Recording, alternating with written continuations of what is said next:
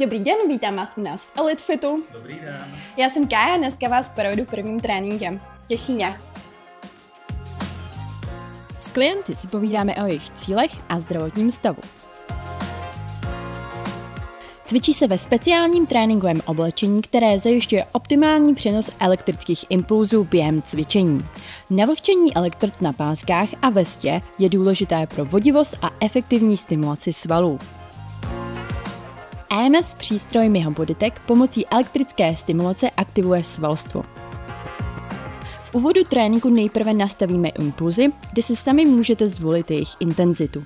Během cvičení aktivujeme hluboké svalové struktury, což vede k efektivnímu posílení a formování postavy. Po celou dobu tréninku je vám k dispozici trenér, který dbá na správnou techniku cvičení a kontroluje provedení cviků.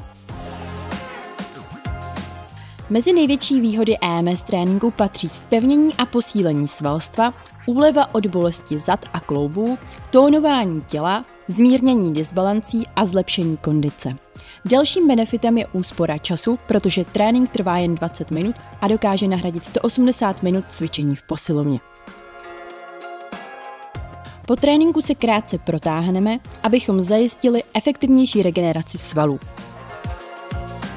Moc ráda jsem vás dneska poznala, moc mě těšilo, děkujeme, že vaší volbou byl právě Elite Fit a budeme se těšit na dalším společném tréninku příští týden. Mějte se krásně, nashledanou.